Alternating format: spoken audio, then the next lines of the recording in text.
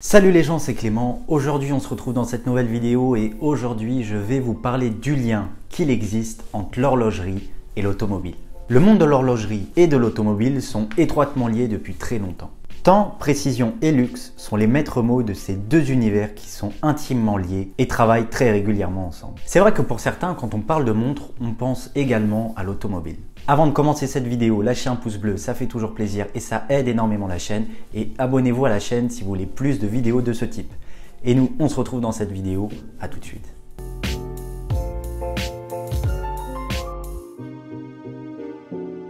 Commençons par l'histoire évidente qu'il existe entre le monde horloger et celui de l'automobile de course. Au début du XXe siècle, c'est Alfred Dunhill qui se rapproche le premier des constructeurs automobiles, sentant alors le potentiel des tout premiers conducteurs de voitures. Il proposa alors des instruments horlogers adaptés à la conduite. Très rapidement, des maisons comme Tagger ou encore Rolex ont décidé de sauter le pas et ont associé leur nom au chronométrage sur circuit et à la recherche de toujours plus de vitesse. Dans le même temps, les constructeurs automobiles ont compris qu'ils avaient besoin du savoir-faire des maisons horlogères pour leur fournir tout un tas d'instruments de bord. C'est au cours de la fin des années 50 et au début des années 60 que les horlogers, alors sous-traitants et partenaires des marques automobiles, ont commencé à comprendre que les clients d'automobiles étaient finalement un public très intéressant pour eux et qu'ils pourraient être envieux d'associer leur image au sport automobile qui était très tendance. C'est en 1963 que le rapprochement entre l'horlogerie et le sport mécanique aura vraiment lieu. Cette année-là, Rolex offrait un partenariat avec le circuit américain, le Daytona International Speedway, alors que Jacquard lançait également lors de cette même année le fameux chronographe Carrera. Quelques années plus tard, en 1969, Tagger créa la Monaco, le chronographe rendu célèbre par Steve McQueen qui le portera dans le mythique film Le Mans. Également Chopard est depuis 1988 sponsor de la course 1000 Miglia,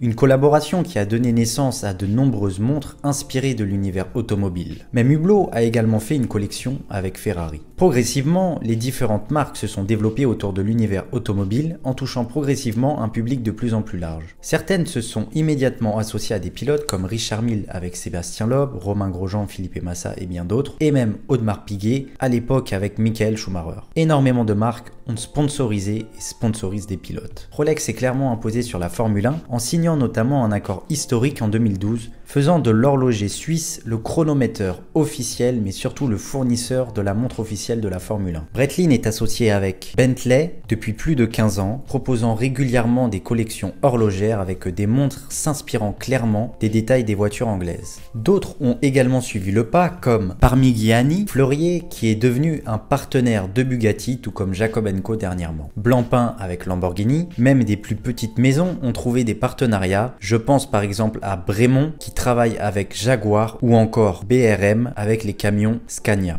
Après vous avoir raconté brièvement l'histoire, maintenant je vais vous présenter 4 modèles qui représentent bien, selon moi, le lien qu'il existe entre l'industrie horlogère et le monde automobile de course. Bien sûr, il existe plein d'autres modèles qui représentent très bien ce lien qu'il existe entre ces deux univers. La première montre que je vais vous présenter est la Chopard 1000 Miglia. Créée en 1927 par deux aristocrates en réaction à la décision de ne plus organiser le Grand Prix d'Italie dans leur ville natale de Brescia, la 1000 Miglia prend un parti original, celui de se dérouler sur la route plutôt que sur piste. La course n'a plus lieu à partir de 1957 pour des raisons de sécurité, mais elle reprendra vie 20 ans plus tard sous le nom de 1000 Miglia Storica pour devenir la course d'endurance de voitures classiques, l'une des plus prestigieuses au monde. Réservée aux modèles de voitures ayant participé au moins une fois à la course originale entre 1927 et 1957, la 1000 Miglia est aujourd'hui un événement exclusif puisque seules 450 équipes triées sur le volet sont autorisées à participer. La course elle-même reste une épreuve de rêve, le rendez-vous le plus important dans le calendrier sportif italien comme en témoignent les foules impressionnantes qui s'amassent le long des routes. Lors de cette course sur route, organisée chaque année entre 1927 et 1957, les concurrents faisaient l'aller-retour entre Brescia et Rome. Une telle course ayant vu le jour dans une Europe en crise alors que les constructeurs automobiles ne participaient plus aux courses majeures, à quelque chose de fascinant. Au lendemain de la guerre, en 1947, la 1000 Miglia revient sous sa forme première et connaît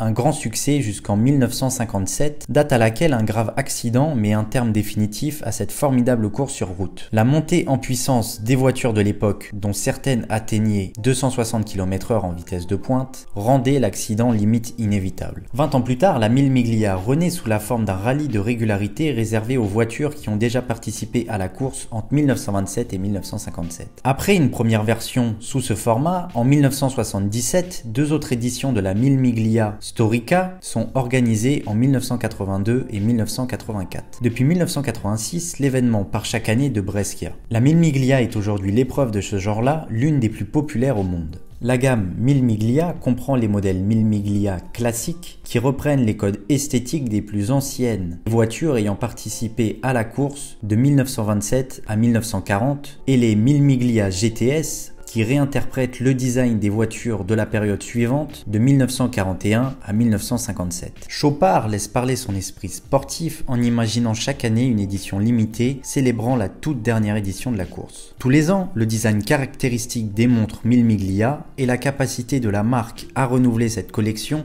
sans jamais la trahir contribuent à faire de ces modèles de véritables classiques. Le second modèle que je vais vous présenter est un modèle un peu plus récent. La Hublot La Ferrari représente très bien le lien qu'il existe entre l'automobile et l'horlogerie. Depuis 2011, Hublot et Ferrari associent leur expertise dans les domaines de l'horlogerie et de l'automobile pour créer des montres d'exception symbolisant l'innovation, l'excellence et la performance. En 2013, Hublot a confectionné une montre s'inspirant de la Ferrari, la MP05 La Ferrari. En 2016, ce fut au tour de la MP05 La Ferrari Saphir. Pour faire pleinement honneur à la voiture, Hublot étant partenaire de Ferrari, a proposé une montre à même de se marier à l'esprit de performance issu de la F1. Avec un véritable moteur au poignet, la montre a son boîtier en titane PVD noir et en fibre de carbone. Son mouvement est un tourbillon suspendu et une colonne vertébrale de 11 barillet disposée en ligne fournissant une incroyable réserve de marche de 50 jours, ce qui fut un record à l'époque. Quant aux heures et minutes, elle s'affiche sur un cylindre en aluminium noir avec des barres de renfort en aluminium rouge. À ce jour, c'est également la montre Hublot qui renferme le plus grand nombre de composants horlogers avec 637 composants. Avec un verre saphir de forme complexe qui rappelle la ligne de la voiture ainsi qu'un fond de boîtier ouvert, c'est une montre qui rappelle les lignes Ferrari. La troisième montre que je vais vous présenter est la Rolex Daytona. Après vous en avoir brièvement parlé dans une précédente vidéo, cette fois-ci je vais vous parler un peu plus de l'histoire. Tout commence sur la plage de Daytona Beach en Floride avant de donner son nom à l'un des modèles les plus emblématiques de la marque. La ville de Daytona Beach s'est fait connaître en organisant dès 1903 des courses de vitesse sur l'une de ses plages. De 1903 à 1935, 14 records du monde de vitesse ont été battus sur cette plage rectiligne avec un sable aussi dur que du béton. C'est ainsi que la ville de Daytona Beach rentre dans la légende comme capitale mondiale de la vitesse à cette époque. C'est en 1935 que le pilote Malcolm Campbell bat tous les records de vitesse sur cette plage avec un record de plus de 445 km/h. Durant ses exploits, Campbell portait une Rolex Oyster dont il témoignera de son exceptionnelle résistance au choc et aux vibrations dans des publicités de l'époque. Ainsi, le premier témoignage Rolex dans le domaine des sports automobiles est déjà étroitement lié à Daytona. Au milieu des années 50, la détérioration du sable commence à menacer les compétitions sur la plage. C'est à la suite de cela qu'en 1959, la ville inaugure le Daytona International Speedway qui est un circuit de 4 km en dur cette fois-ci. De ce concept novateur naît la course qui deviendra la Rolex 24 at the Daytona, l'une des courses d'endurance les plus prestigieuses au monde avec les 24 heures du Mans. La première édition de la course, sous le nom de Daytona Continental, se tient en 1962, un an avant le lancement officiel du cosmographe Daytona de Rolex. C'est le circuit, le Daytona International Speedway, qui a inspiré Rolex à sortir au tout début des années 60 la première Daytona dite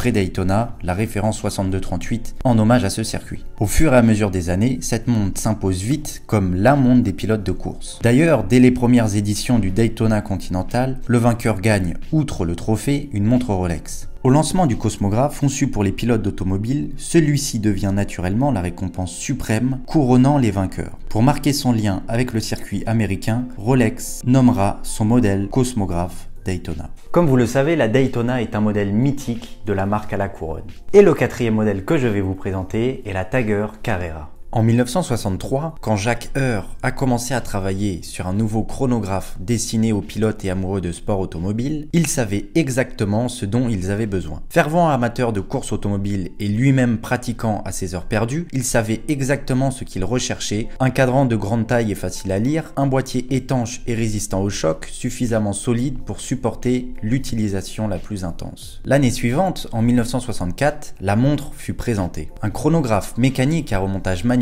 baptisé Carrera. Le nom évoquait alors une course de légende des années 50, la Carrera Panamericana, qui dure en moyenne 5 jours avec 3300 km à travers le Mexique. À l'heure d'aujourd'hui, on retrouve énormément de versions de Carrera, que ce soit le simple 3 aiguilles au chronographe high-tech. Tiger décline aujourd'hui 1001 façons sa Carrera pour le plus grand bonheur de certains. Je sais qu'il existe plein d'autres modèles qui représentent très bien le lien entre l'automobile et l'horlogerie, comme notamment la Tiger Monaco dont je vous ai déjà parlé dans une précédente vidéo, et je sais qu'il existe bien plus de modèles que ça, mais dans une vidéo d'à peine 10 minutes, difficile de développer tous les différents modèles. Et si vous avez un modèle qui aurait très bien pu faire partie de cette vidéo, dites-le moi dans les commentaires. Si vous avez une question à me poser, posez-la moi dans les commentaires ou venez me la poser sur Instagram. Lâchez un pouce bleu et abonnez-vous à la chaîne si ce n'est pas déjà fait.